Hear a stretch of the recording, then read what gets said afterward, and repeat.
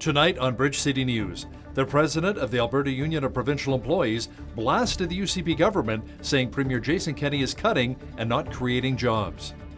A huge Arches protest is planned for City Hall on Monday.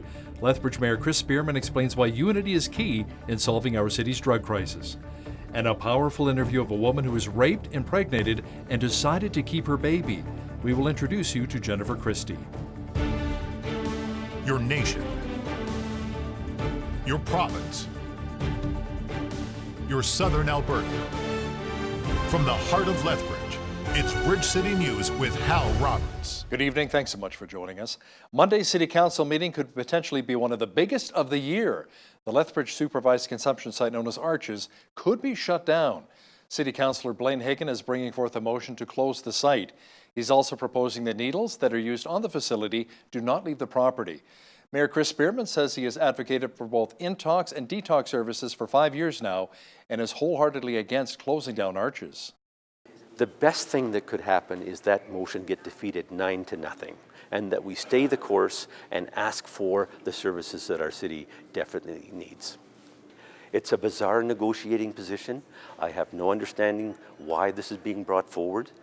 I do recognize that businesses may be negatively impacted, but there's opportunities to work with the city. Arches has their monthly Good Neighbor meetings. A lot of the complainants have never, ever attended one Good Neighbor meeting since Arches opened. We still need everything we needed 5 years ago, and we need to stay on course. By considering or even offering to reduce the harm reduction pillar, undermines the city's negotiating position and harms the interests of the citizens of Lethbridge and harms our negotiating position as Lethbridge City Council. The responsibility is with the provincial government to fund those additional services, and we need to say it needs to happen in the city of Lethbridge. 4 weeks ago, Lethbridge Police Chief Rob Davis spoke to City Council about drug houses in our city. Mayor Chris Spearman had become aware of a number of drug houses that had been shut down but were later reopened. At Monday's City Council meeting, Spearman will be bringing forth a new motion to target the problem. What we need to have is a unit of SCAN, the organization in the province that shuts down drug houses. We need to have one right here in the city of Lethbridge. So I have a resolution coming on Monday saying we should have a SCAN unit in the city of Lethbridge and that the mayor would write and ask for that to happen. So we need to be progressive. We need to build on the expertise and the advice of those that are giving it to us so that we can have a better plan to address drug issues and crime in the city of Lethbridge. According to the Lethbridge Police website, in the past 6 months, there have been 514 drug-related arrests. A topic that has been highly debated is Alberta's minimum wage. The UCP government has introduced a panel to discuss the possibility of cutting minimum wage for alcohol servers. While the previous NDP government increased the minimum wage to $15 an hour, the current government argues that decreasing alcohol servers' wages will ensure more hours on the floor, thus resulting in more tips. Vice President of Restaurants Canada will be on the panel and gives us his thoughts. In our perspective, or most of our members' perspectives, the liquor server wage is a win-win-win situation. It's better for the liquor servers because it allows them to get more hours on the floor, and the more hours they have on the floor, the more gratuities they earn. And as far as our guests are concerned, the more servers that are on the floor, the better service our guests are getting. So that's another win. And the third win is for the non-tipped back-of-house employees, because the liquor server wage allows operators to divert some of their labor budget dollars to those non-tip back-of-the-house employees to give them higher wages and salaries, and often they're the hardest to recruit and retain to stay in the restaurant industry. So it's got a three-pronged, I think, advantages. The panel will meet for the first time at the beginning of September. The UCP's Blue Ribbon Panel released a report this week recommending where the provincial government should lay cuts in its budget. Now, the report, however, is not being released publicly, and according to the president of the Alberta Union of Provincial Employees, Guy Smith, that is a real problem. The fact that this panel was given the only mandate to find cuts, usually that means cuts to staffing. The people who actually deliver the programs and interact with Albertans every single day that's who will be impacted, and Albertans will suffer as a result when they're not getting the services they need. So it flies in the face, really, of a Kenny government that got elected, quite honestly, on the mandate of creating employment and creating jobs. Yet at the same time, looks like they're going down a path where they may be actually cutting jobs, and these are jobs that are essential to the well-being, the health and safety of Albertans in every community. The union represents 95,000 workers in healthcare, post-secondary education, and the provincial government. Prime Minister Justin Trudeau announced the creation of a new advisory committee to help promote apprenticeships and skilled trades across Canada. The committee will lay the groundwork for a campaign to encourage apprenticeships and promote the skilled trades as a career. We know that at a time of transforming workspaces, a lot of uncertainty about where the jobs of the future are going to come from for a lot of people going through school. We know that trades are a great career that offers both professional development, continued advancement, a level of satisfaction that is remarkable, and a capacity to continue to contribute to community and to country. We know that there can be challenges for certain people to get into trades, particularly minority groups or women or marginalized communities. That's why talking about how important trades are is important, not just for the general population, but for everyone. Lethbridge police are investigating a north side robbery. The LPS say the Circle K Esso was hit around 4:50 this morning on Blue Fox Boulevard North. Police say a female approached the store clerk, pulled out a gun, and demanded cash while a male accomplice remained at the exit.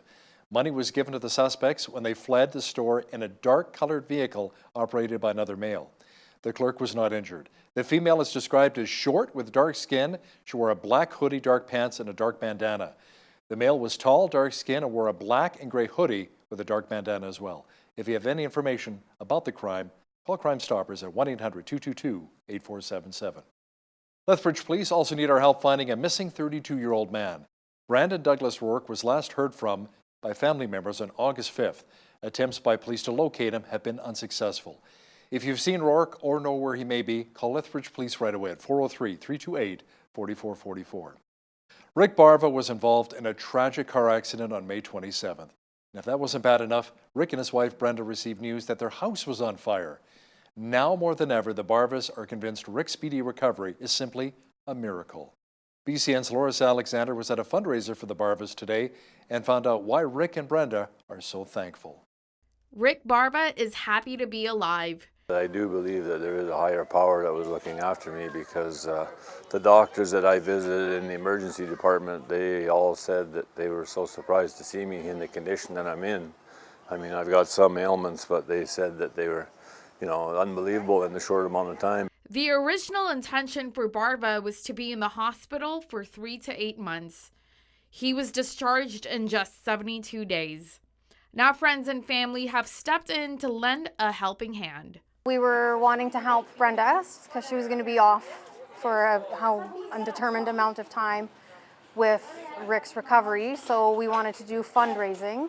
We had started a GoFundMe, but we wanted to do something a little more community involved, so we thought a bake sale. Rick's wife Brenda was overcome with emotion when she spoke about the outstanding support they've received from the community.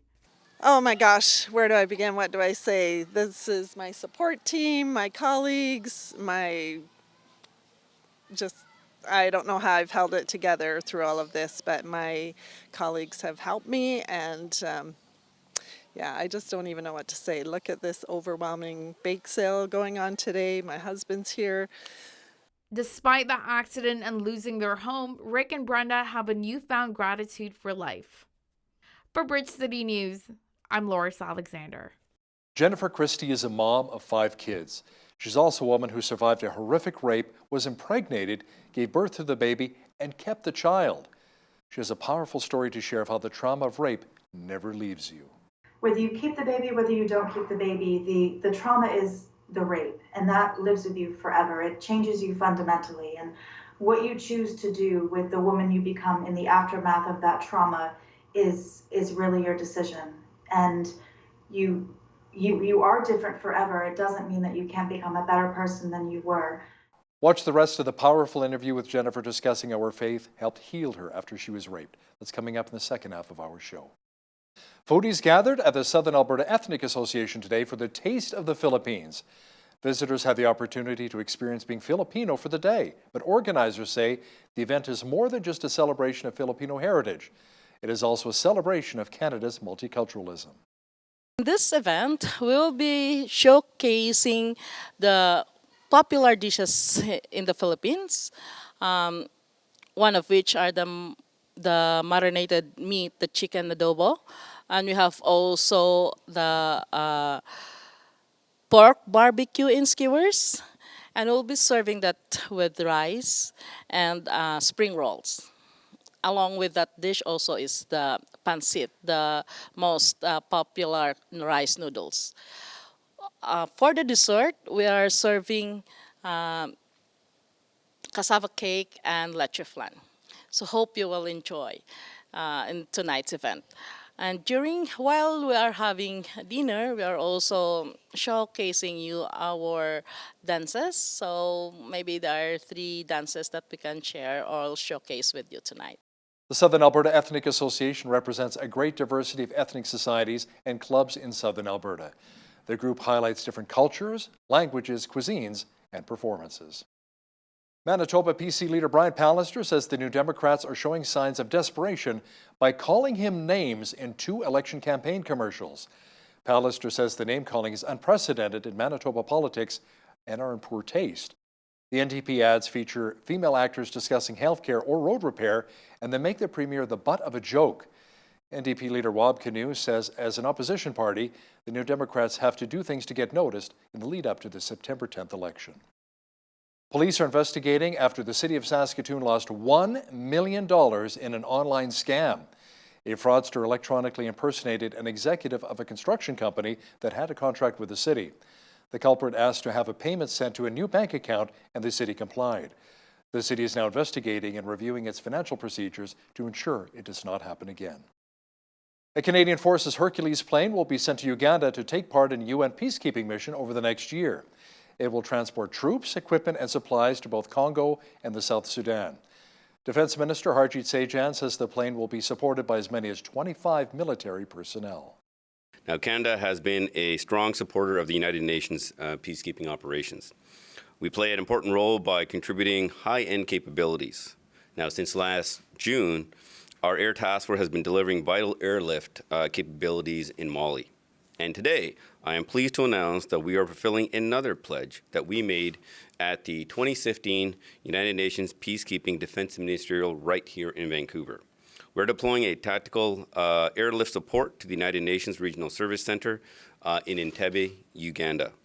This capability enables the United Nations to transport troops, equipment, and supplies to support ongoing United Nations missions in the region. U.S. President Donald Trump sought to reassure his supporters about the state of the U.S. economy despite recent stock market volatility. Trump told rally-goers in New Hampshire last night that their financial security depends on his re-election. If for some reason I wouldn't have won the election, these markets would have crashed. And that'll happen even more so in 2020. See, the bottom line is, I know you like me, and this room is a love fest, I know that, but you have no choice but to vote for me because your 401ks, down the tubes, everything's gonna be down the tubes. So whether you love me or hate me, you gotta vote for me. Armored vehicles belonging to China's paramilitary police were brought in and parked in Shenzhen. The city is located across the border from Hong Kong in what many view as a threat against protesters. The Chinese government, however, says the Shenzhen exercises had been planned beforehand and were not directly related to the unrest in Hong Kong. Although they arrived shortly after the central government in Beijing said the protests were beginning to show the sprouts of terrorism. A man in France known as French Spider-Man scaled a 62-story building in Hong Kong and hung a banner featuring the Chinese and Hong Kong flags. It took Alain Robert about an hour to achieve the feat. The move was an appeal for peace during 10 weeks of anti-government protests over a proposed extradition bill. Following his climb, Robert underwent a medical check and was taken to a police station. It wasn't known if he will be facing any charges. In 2017, Robert was banned from returning to Hong Kong for a year after he climbed another building. It was on this day that the king of rock and roll, Elvis Presley, died at Graceland. Sports Illustrated hit newsstands, and singer Madonna was born. This is Today in History for August the 16th.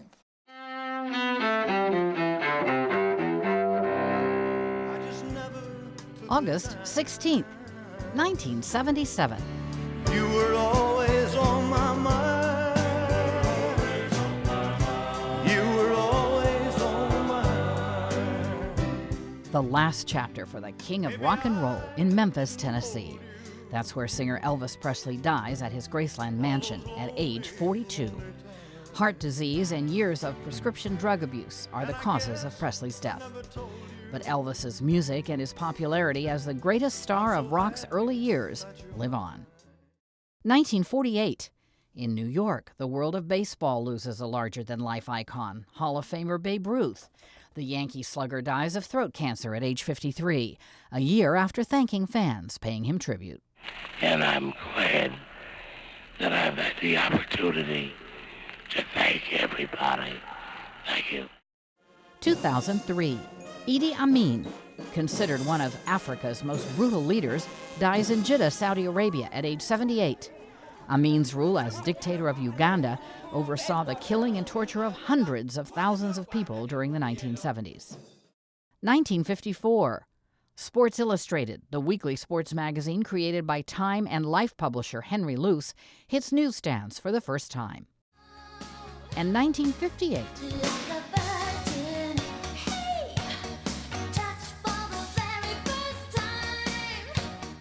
Madonna, the singer known as the Material Girl, is born in Bay City, Michigan. Her provocative persona has delivered both pop hits and media headlines since she first gained fame in the 1980s. Today in History, August 16th. Camille Bohannon, The Associated Press. 2 southern sea otter pups rescued last month off the coast of California were introduced to the media. You can now find them at Chicago's Shedd Aquarium. They both were abandoned, unfortunately, out near Monterey Bay area. And now they're doing really great. They've been here for just about a month, and they're about three and a half months old now. And they're doing really well. They're gaining weight. They're learning how to do all the things about being an otter. So diving down, eating solid food. These guys are eating between 30 and 35% of their body weight every single day. So usually sleeping, eating, and grooming are their main activities. So they're not biologically related, but they've been getting along really, really well. They like to wrestle around. They like to play with each other. Sleeping in the water is a very common occurrence. We see 870 doing it all the time. He likes to keep his little paws dry. They are so adorable. The pro-life film Unplanned has done very well. It made more than $6 million at the box office. In fact, $6 million more than it cost to produce. A recent report by the Christian Post says the movie became the #1 DVD in Amazon sales the day of its release. So far, 235,000 copies have been sold. Abby Johnson, the former Planned Parenthood director the movie is based on, says she and her team have a list of all of the abortion clinics in the United States, and they plan on sending out a copy of a DVD of the film to each and every one of them. Unplanned had a solid run at the Movie Mill in Lethbridge recently. Now there's some great new movies playing there this weekend. With more, here's another Movie Mill Minute.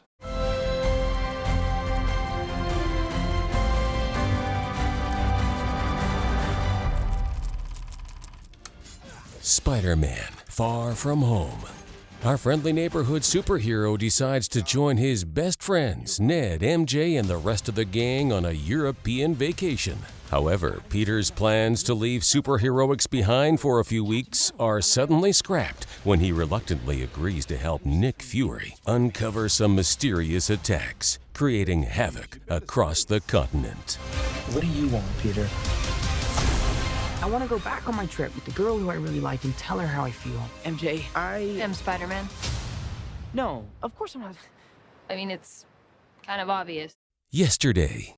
After a freak bus accident during a bizarre global blackout, Jack Malik wakes up in an alternate timeline to discover that the Beatles have never existed.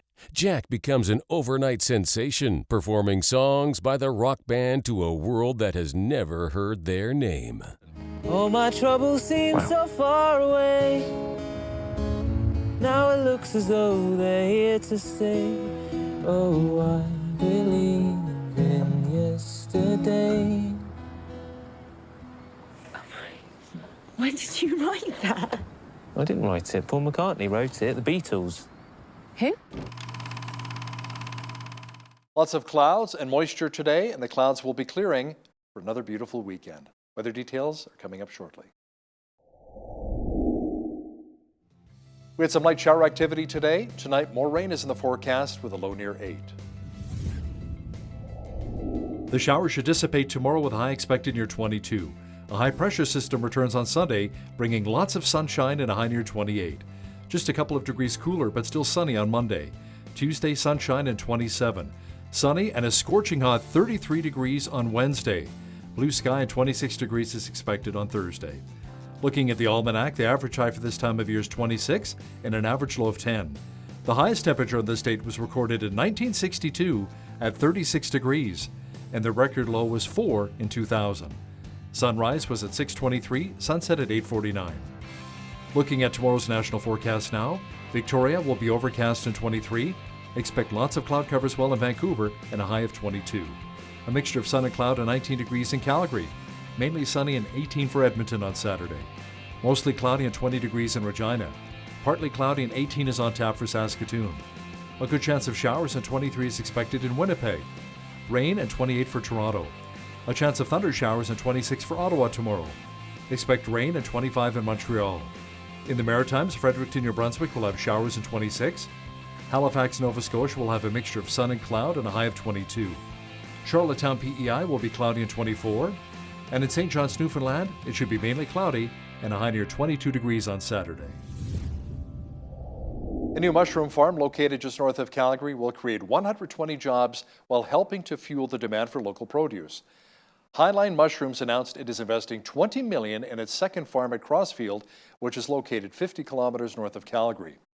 Agriculture Minister Devin Dreeshen, who attended the groundbreaking event, is spending the summer traveling the province, speaking to farmers with the goal of introducing repeal and replace legislation this fall. He says many farmers want to step back from perceived excessive regulations and prescriptive nature of the current rules. Officially named the Enhanced Protection for Farm and Ranch Workers Act, Bill 6 was introduced in 2015. Ottawa is giving farmers with cash advances for grains, oilseeds, and pulse crops more time to pay the money back. Agriculture Minister Marie-Claude Bebeau says a stay of default will be extended from the end of September to the end of March 2020. Bebeau says the move is needed to help farmers deal with market disruptions. Rick White with the Canadian Canola Growers Association says farmers have been asking for additional time to repay their advance. He says producers have fewer marketing options for selling and prices have declined, which makes it difficult for farmers to sell their crops at a profit. For the 2018 program year, close to 13,000 producers took more than $1.68 billion in advances. Canada became one of the first countries to implement health warnings on cigarette packages in 2001. The images were required to cover 50% of the front and the back. Well, now, U.S. officials in the United States are making a new attempt to do the same. If successful, it would be the first change to U.S. cigarette warnings in 35 years. We believe that the warnings that have been proposed today will be a vast improvement over the small and stale warnings that have been on cigarette packs for more than 25 years and that are simply ineffective today.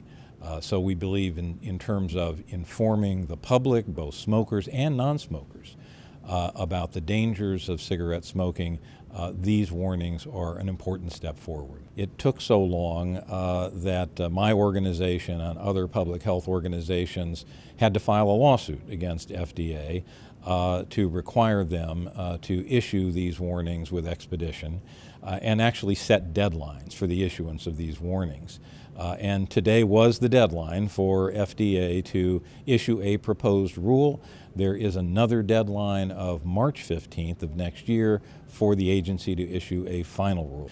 We think these new warnings are completely defensible under the First Amendment because they convey factual and indeed uncontroversial factual information about the dangers of smoking. Now, here's a look at today's markets.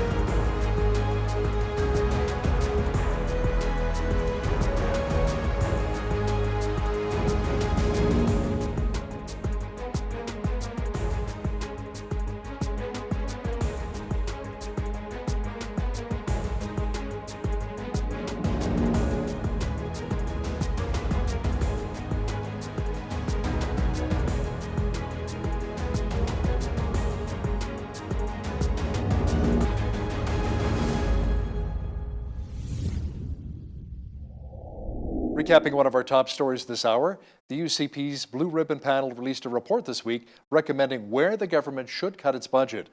The report, however, is not being released publicly, and according to AUPE President Guy Smith, that is a real problem.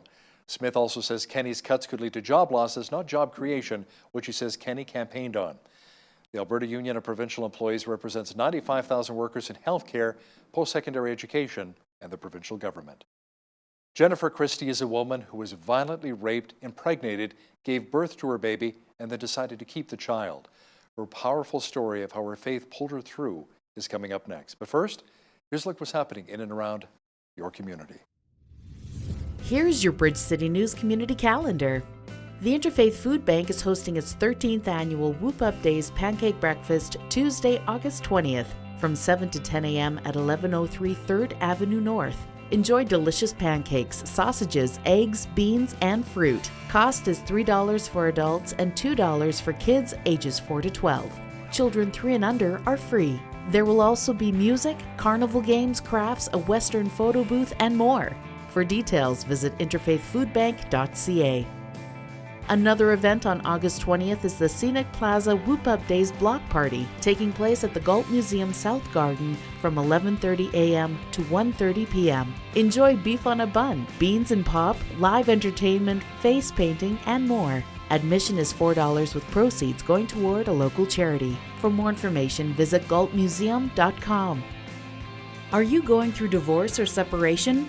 Find support and encouragement with Divorce Care, a support group that will be meeting weekly beginning Tuesday, September 10th at City Light Church from 7 to 8:30 p.m. Cost is $30 for the workbook.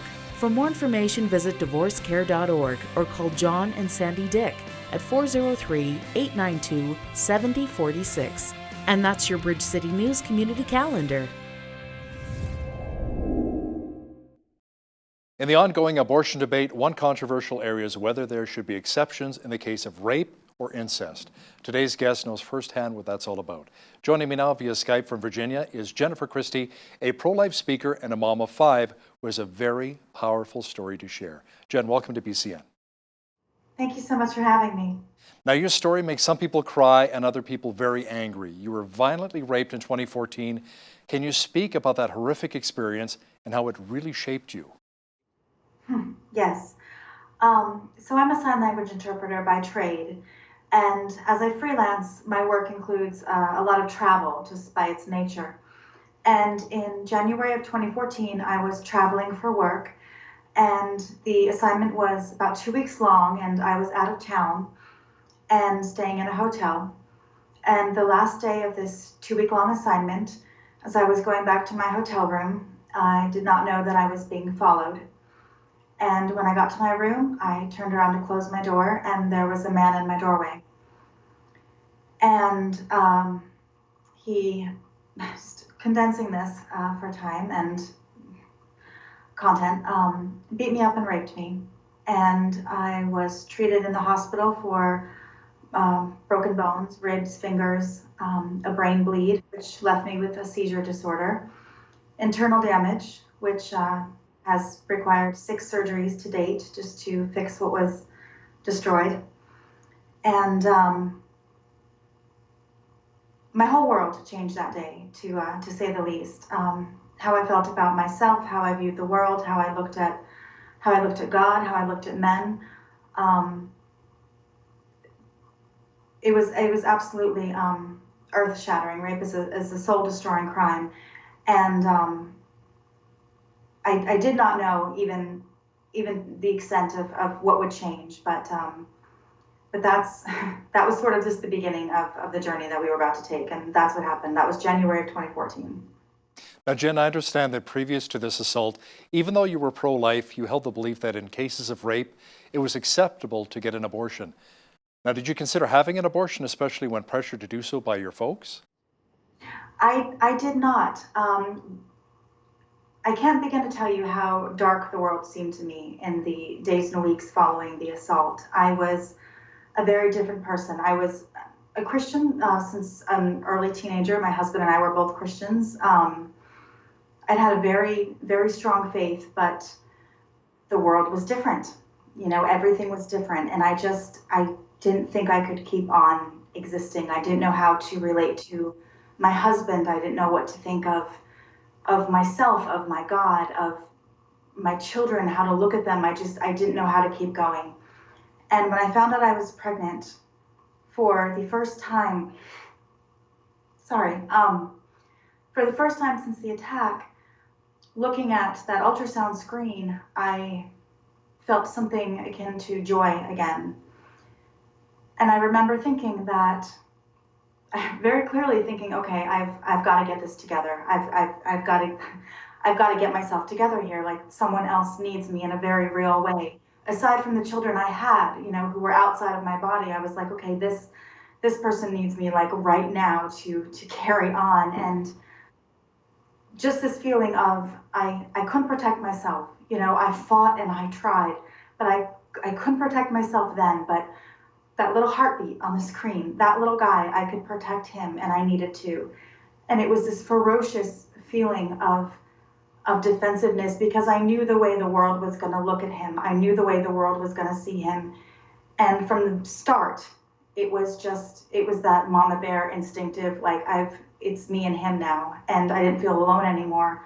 And there was never a sense of even thinking about not having him. And that changed things for me as far as the abortion exception. So how did your husband initially respond to the news of the pregnancy?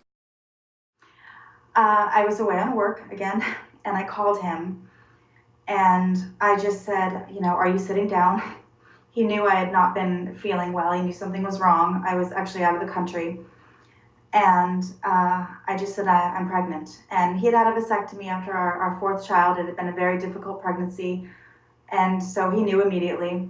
And he just said very calmly, he said, okay, which annoyed me at the time. I was like, okay, was not an acceptable response. Okay, what, Jeff? Okay, what? And he just said, sweetheart, he said, this child is a gift.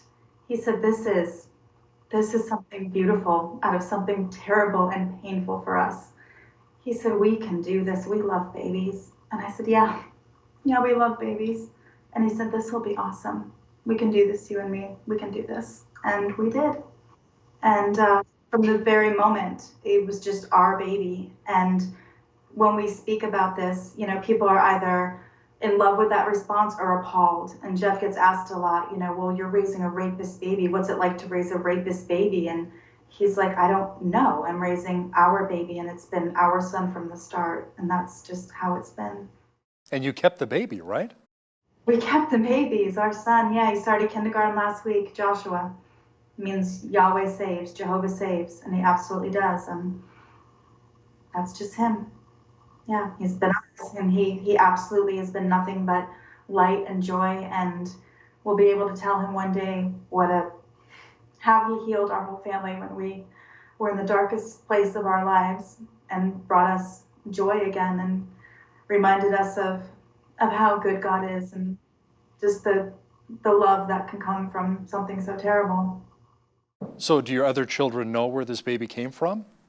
They're much older. Our daughter's almost 22, and our children are 22, 19, almost 17, and 13. And so they had to know early on when they found out I was pregnant, because the older ones do remember my husband having the vasectomy.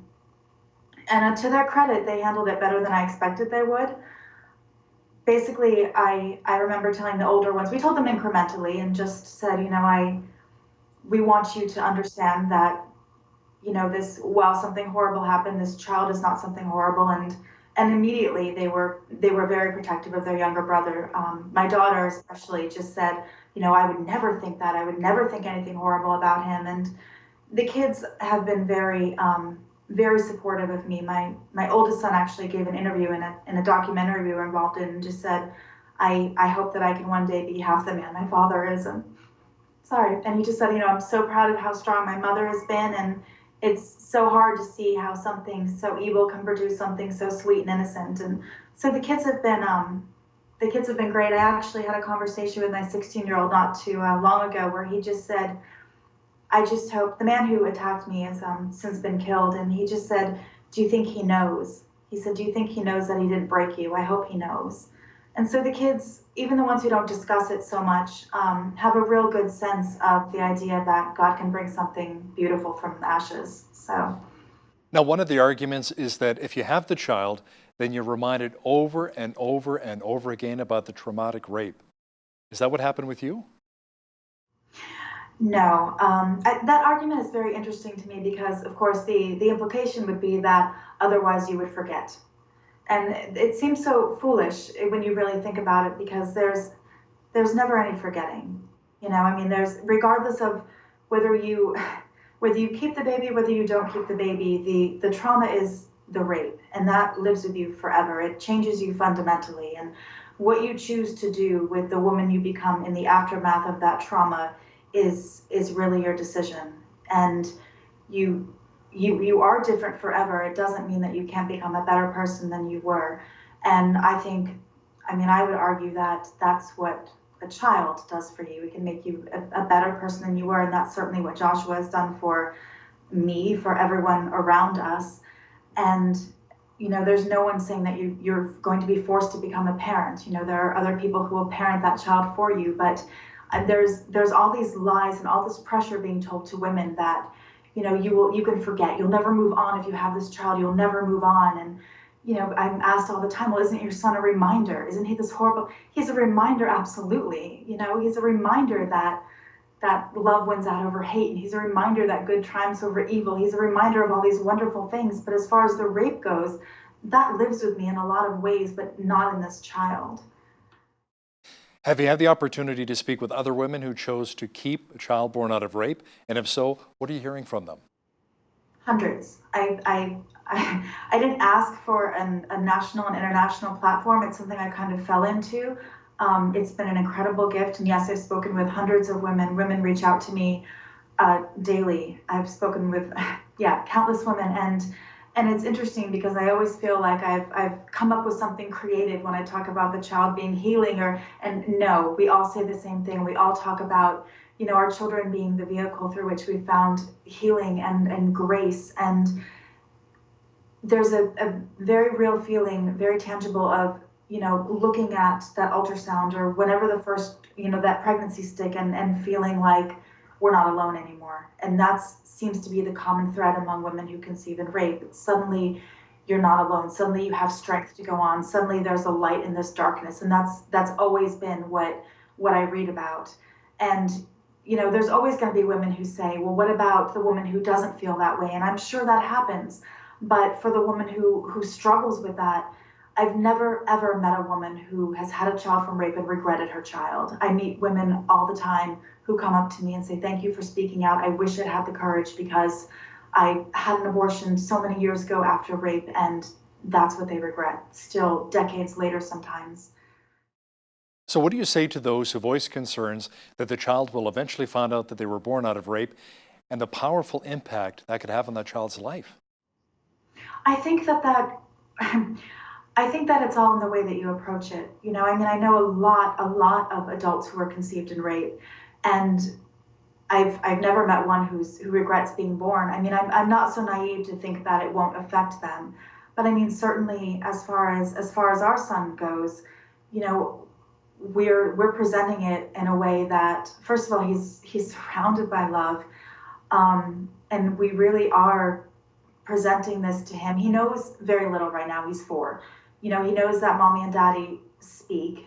We were still at the March for Life in England a couple months ago, and we told him, you know, we're going to, you know, another country. We told him we're going where Peppa Pig lives, and we're going to tell him, you know, we're going to talk about how wonderful you are and how much we love you, and you know what a gift you are to us. And we're keeping a book of thousands and thousands and thousands of comments from people all around the world who talk about what a gift he is and what a blessing he is and what a mark God has on his life. And I didn't have anything like that when I was growing up. And so he's making an impact for the good on the world. And I know people like James Robinson, like Ryan Baumberger, like, I mean, I know so many people who are conceived in rape who've done wonderful things. And those are the people he's going to be able to reach out to, who he has to look up to.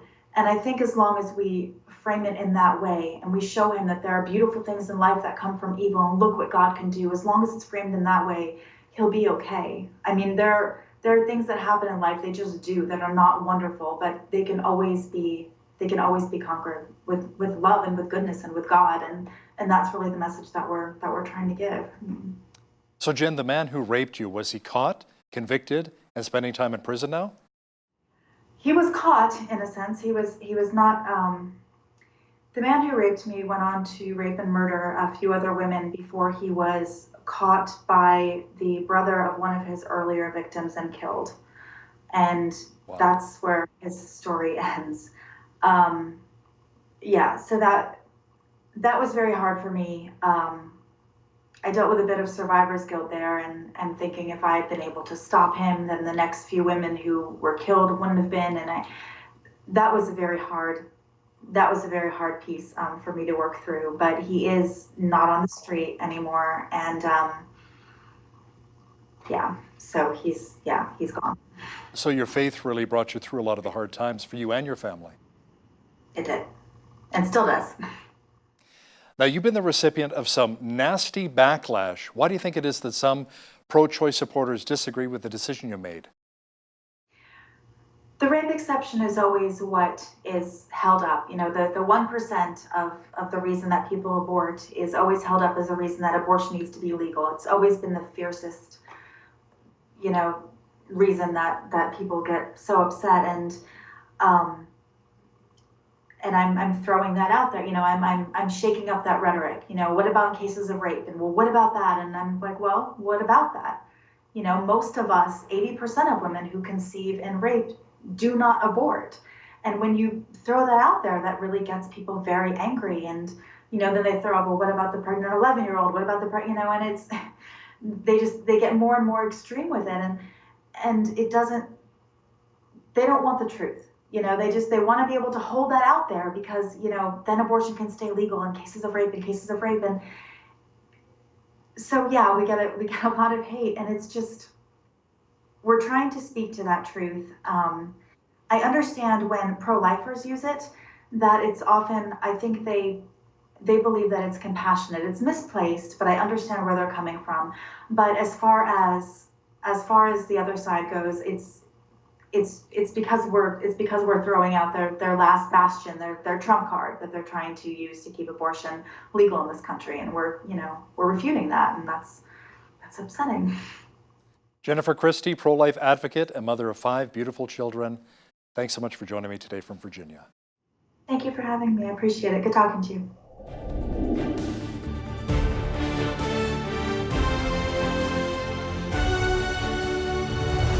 Science and technology are making dramatic strides in recent years, with scientists being able to literally edit human DNA and develop amazing prosthetics to give people a better life, those who have lost limbs. But there are also some ethical issues regarding this kind of science. Joining me now is Dr. Faisal Rana. He's the Vice President of Research and Apologetics at Reasons to Believe, and he also holds a PhD in chemistry and is the co-author of Humans 2.0. Dr. Rana, welcome to Bridge City News. Al, thanks for having me. Now, your book is all about something called transhumanism. I bet most viewers have no idea exactly what transhumanism is all about. Well, it's this idea that we have a moral obligation to use science and technology to improve upon the human biological makeup, to enhance our strength, our intellectual capability, our psychological well-being, with the goal of trying to attain human progress, human flourishing, maybe even extend our life expectancy to the point of immortality or practical immortality. I'm told there's even a transhumanist political party here in Canada. Is that true? Yeah, that's right. Because of advances in things like gene editing, computer-brain interfaces, this idea is rapidly moving into the mainstream in the academy as well as in our culture at large. And so we're now beginning to see political movements that are inspired by transhumanism. Now, what kinds of recent advances have been made in regards to transhumanism? Well, for example, as you mentioned, we now have the capability of editing our genetic makeup as human beings, which can be used to treat genetic disorders, but also at the same time can be used to create designer babies. Or we've made advances in what are called computer-brain interfaces, where patients with their thoughts can learn to control computer hardware and computer software, which is going to revolutionize the treatment of people that suffer from locked-in syndrome or people that have lost limbs or quadriplegics, but that same technology could be used to essentially create kind of a human machine entity, kind of a cyborg, if you will. Yeah, I was going to say, is that kind of like human advancement technology, kind of like creating a new Captain America, giving somebody a powerful robotic arm or superhuman strength? Yeah, that's kind of the idea, is that people that are transhumanists actually envision a future where we have altered our biological makeup so much that we have actually taken control of our own evolution to produce an ensemble of post-human species that are better suited for living in our technological world, but also species that could, again, have some type of practical immortality. Now, what are your thoughts, Doctor, about the melding of humanity and technology? Is this us entering a brave new world or perhaps opening up Pandora's box? Well, it's a bit of both, because this technology could be used for enormous amount of good. Again, treating people with genetic disorders and injuries for which there currently are not effective treatments. But again, because it is a stepping stone to things like human enhancements and, again, motivating the transhumanist vision, there are a lot of ethical concerns that arise, and even concerns about are we going to bring about our own demise in attempts to try to save ourselves? What are some of your big concerns as well regarding the ethics of this? Well, to me, I think my biggest concern would be the loss of human dignity and human value, as well as the exploitation of human beings. Some of these technologies, again, are going to alter our makeup to the point where we very well could lose our identity as human beings. Also, some of the technologies involve the creation and the destruction of human embryos. And so for me, that's an area that I find to be ethically problematic. Now, is there currently any ethical regulation on transhumanism, Doctor? Minimal at best. The science and the technology are progressing so fast that we don't really have the wherewithal to do proper ethical deliberation on these technologies, let alone implement regulations that are then effectively enforced.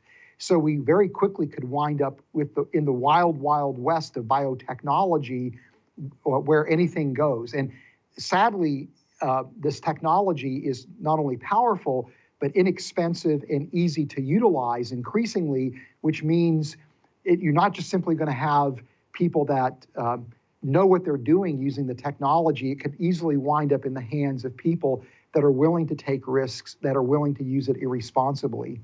What are some of the potential philosophical pitfalls we need to really be made aware of, especially as Christians? Yeah, well, to me, one big pitfall is this idea that somehow technology could actually save us.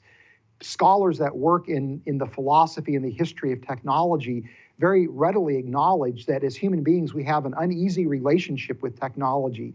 It can be used for good and to promote progress, but it also leads to unintended consequences, and many times technology creates new problems that didn't exist before. And plus, when we take into account the fact that as human beings, we have a propensity to use technology in inappropriate ways, it's very easy to see how we could wind up unintentionally creating significant problems for humanity, maybe even bringing about our own extinction through the well-intended use of this technology. Or again, if somebody wants to be malevolent in the use of the technology, because it's so powerful, it could do untold damage. Now, much of this science and technology would be very expensive and perhaps only accessible by the rich. If science could extend life by an additional 50 years, people living to perhaps maybe the age of 140, would that cause problems within society? It sure would. And bring up the point about this technology creating a world of have and have-nots, where there are going to be people that are augmented, that are going to have an advantage, which leads to more opportunities for them to become augmented. And as humans live longer and longer, it raises all kinds of questions about how do we structure society? How about the retirement age? The retirement age, instead of 65, if somebody's living to the age of 140, maybe retirement age is 100, right? Yeah, exactly. And if that happens, then you're going to be in situations where people may not be allowed to have children, or only certain select people can have children, and those children would be replacements for very specific types of people, in our society, in our culture. So we literally could have a world that looks very different than the world that we live in. It would create, again, socioeconomic upheaval, and it may be a world that we really don't want to have. Would something like artificial womb technology challenge God's created order? What are your thoughts? Well, again, it's one of those things where it's a mixed bag. It's both good and bad. For example, the good would be that it could actually be used to treat premature births and have better outcomes. As a Christian, this could actually be viewed as a pro-life technology, where somebody, if they have an abortion, instead of destroying the fetus, could actually put the fetus into an artificial womb and bring it to full term. But also you could easily see women electing to not carry a child to full term, but to essentially turn over their baby into an artificial womb environment. And that could, again, lead to a number of ethical issues, a number of disconcerting issues about the way society would be structured. Dr. Rana, how real is the concept of brain-computer technology, people being able to control devices with their thoughts? It's a very real technology that's extremely powerful, in which advances are being made very, very rapidly.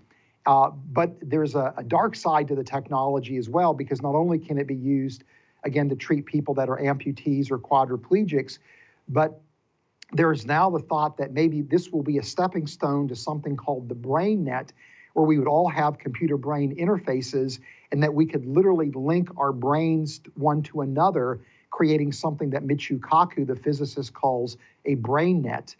And once we start doing that, then as human beings, we literally are becoming delocalized, where our actions are no longer limited to our physical body, but could be happening in remote locations around the world. So it's a very frightening prospect of what that actually means for our identity as human beings. It almost reminds me a bit of that classic movie with Arnold Schwarzenegger, Total Recall, where they put these artificial memories into his mind, through a computer. But at the same time, I'm thinking if I can learn to speak Spanish and French that way overnight, maybe that's not necessarily a bad thing. Well, this is the thing that is really troubling and complicated about this technology. It can be used for good, or it can be used for nefarious purposes. And so it's really important, I think, that we have productive dialogues within our culture about how this technology is used. And it's all the more reason why Christians need to be informed about the technology and have a sophisticated and credible voice in shaping how the technology is used. What about the possibility, Doctor, of uploading an individual's mind and all those memories to a computer? Is that actually a possibility? Well, many transhumanists believe that it is a possibility. Now, it's assuming a particular view of the human being where our brain and our mind are essentially intertwined, whereas as a Christian, I believe our mind is distinct from our brain. So I don't think it's ever going to be possible. But again, when you learn about experiments where people can, again, affect actions in remote locations through computer-brain interfaces, those kind of advances give people the sense that this very well could be possible, and leads to aggressive pursuit of that kind of technology. So overall, what are your hopes for the potential good in transhumanism? Well, again, I think it could be used to treat a lot of debilitating diseases and injuries for which we currently don't have treatments for. But I also think it's an intriguing in the sense that it exposes a need that every human being has for hope, purpose, and destiny. That's what ultimately transhumanism is about, is trying to use technology to attain salvation. And I think this opens up an opportunity for Christians to have a conversation about what the gospel actually means and what the gospel has to say about a transhumanist future. So what do you and your co-author Ken Samples ultimately hope to impart to those who read your book, Humans 2.0?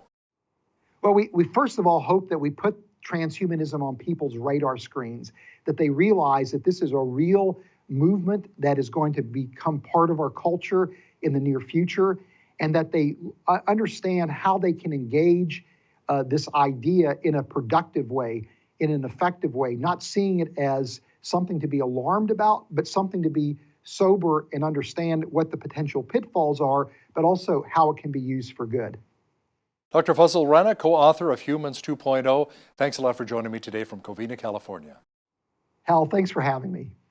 On behalf of all of us here at Bridge City News, I'm Hal Roberts. God bless and have a great night.